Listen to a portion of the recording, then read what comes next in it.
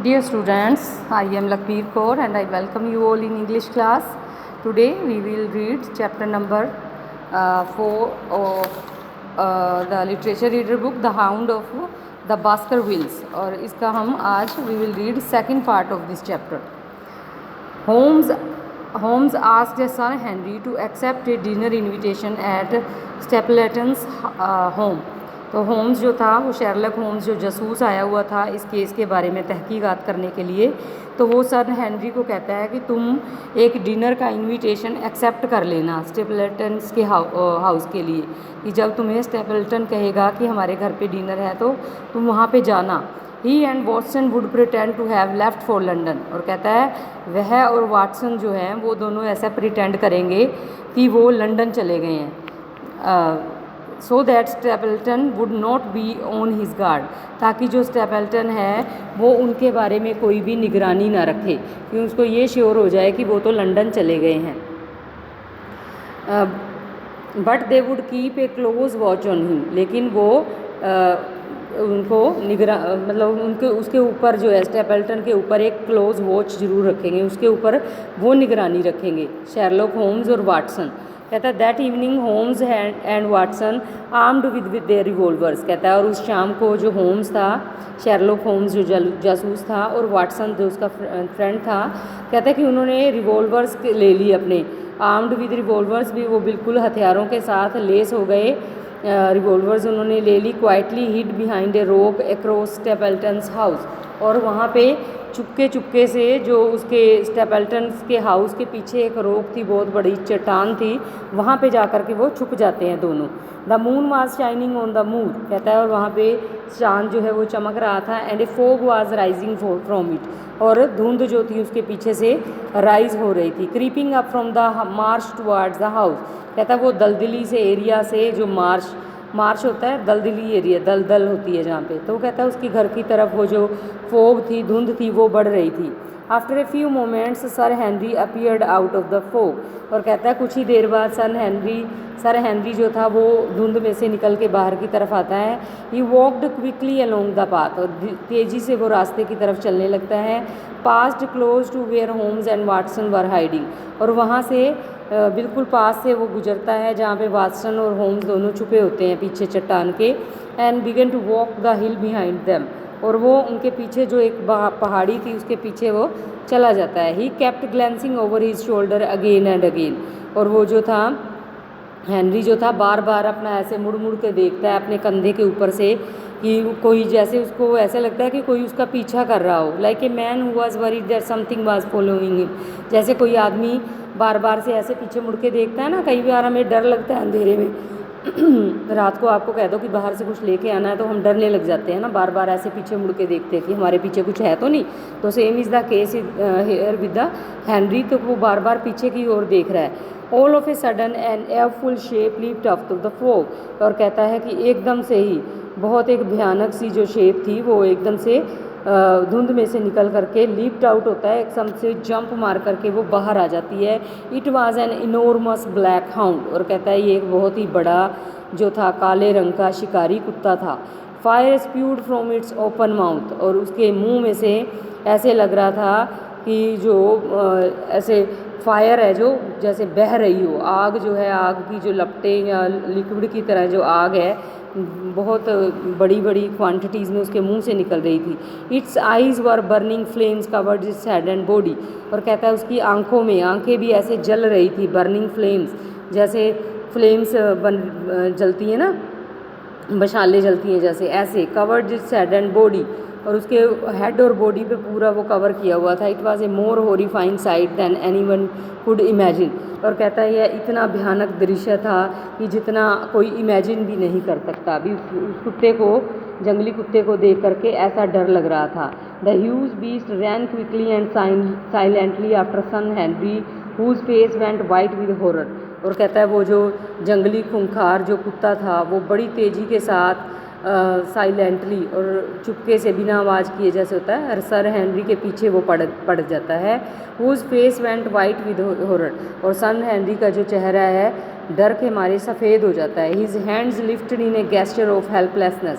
और वो अपने हाथ ऐसे ऊपर की तरफ गेस्चर में उठाता है कि वो अपने आप को बड़ा हेल्पलेस फील कर रहा होता है, ठीक है। एंड सेल्फ डिफेंस, वो चाहता है कि वो अपना सेल्फ डिफेंस कर सके, अपनी सुरक्षा कर सके। At the same moment Holmes and Watson fired their revolvers together, और कहता है उसी क्षण जो होम्स और वाटसन था, शेरलॉक होम्स जो जासूस था, वो अपनी रिवॉल्वर से फायर करना शुरू कर देते हैं। दोनों एक ही बार में वो है फायर चलाते हैं।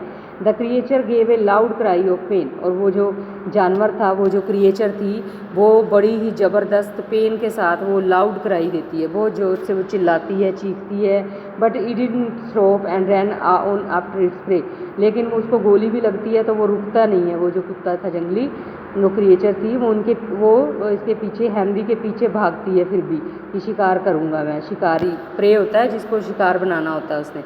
When they heard its cry of pain, जब वो जो वाटसन और होम्स सुनते हैं उसकी cry of pain, their fears disappeared, उनका जो डर है वो भाग जाता है, क्योंकि उन्हें पता चल जाता है अभी इसको बुलेट लग चुकी है, गोली लग चुकी है उसको, जंगली जानवर को। This was no supernatural hound, और वो सोचते हैं भी ये सुपर नेचुरल हाउंड नहीं है, कोई भी ऐसा वो नहीं है भाई सुपर नेचुरल हाउंड, भी जंगली कुत्ता है ये, ऐसा कुछ नहीं है, इसमें सुपर नेचुरल वाली बात नहीं है, भूत नहीं है ये।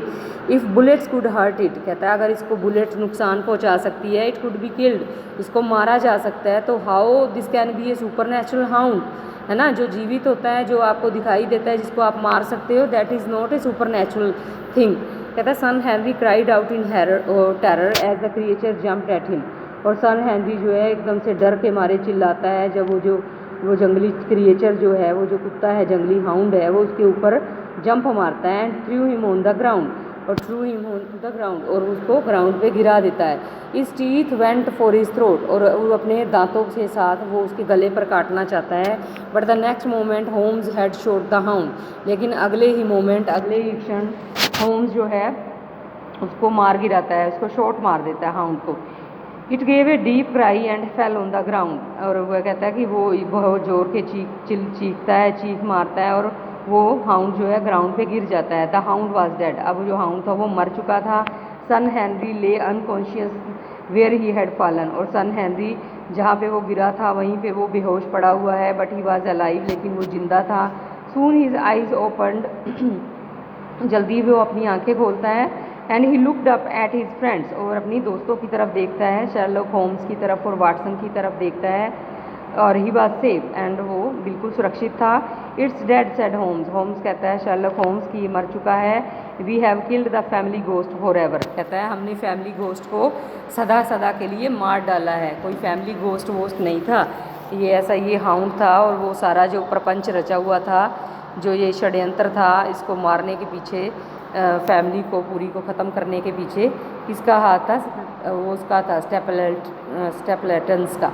तो कहता है the creature that lay before them was as large as a small lion, जो उसके सामने वो जंगली जानवर मरा पड़ा था वो एक छोटे लोयन की तरह था। Its mouth and teeth were huge, इसका बड़ा सा मुंह था और इसके बड़े बड़े दांत थे। इट्स बॉडी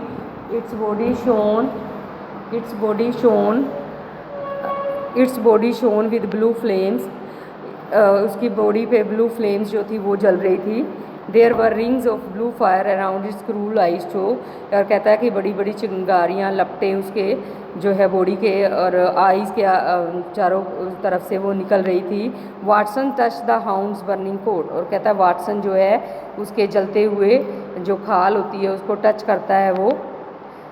फॉस्फोरस, वाटसन कहता है ये तो फॉस्फोरस है, इसके शरीर पे तो सारा फॉस्फोरस लगाया गया है। तो कहता है that is why the hounds appear to burn in the dark, कहता है तभी तो ये जो हाउंड है जब वो appears to burn in the dark, ऐसे लगता था कि रात में ही वो जल रहा हो, ऐसा वो भयानक लगता था, क्योंकि उसकी बॉडी पे फास्फोरस का पाउडर जो है वो फेंका गया था, वो लगाया गया था।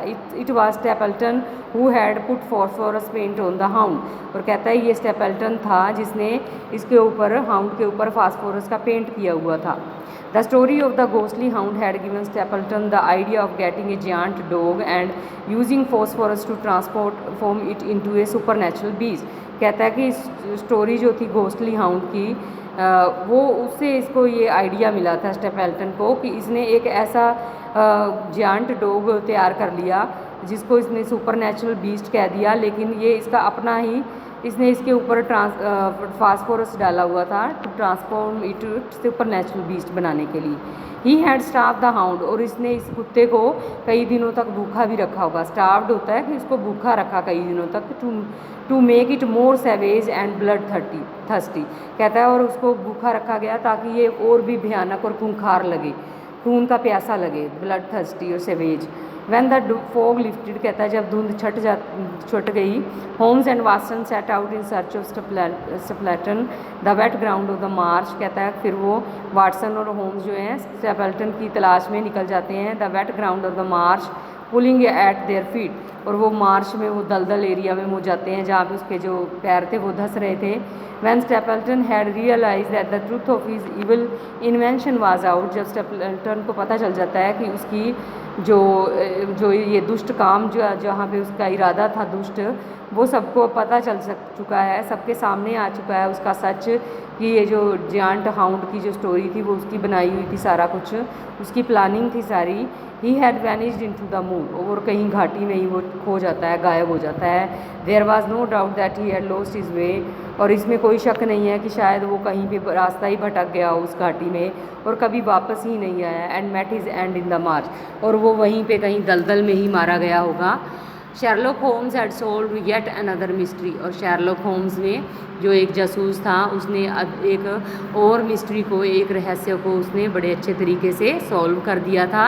And the evil curse had been lifted from the Baskervilles, और कहता है ये जो शाप मिला हुआ था बास्करविल्स को, कि जो भी फैमिली वहाँ पे थी बास्करविल्स की, उनको ये शाप था कि वो हाउंड उनको मार देता था, ये भी सदा सदा के लिए इसका भी इवल का जो है वो अंत हो जाता है। वो जो स्टेपल्टन है उसके बारे में सबको पता चल जाता है, भी यही था सारा इसके पीछे।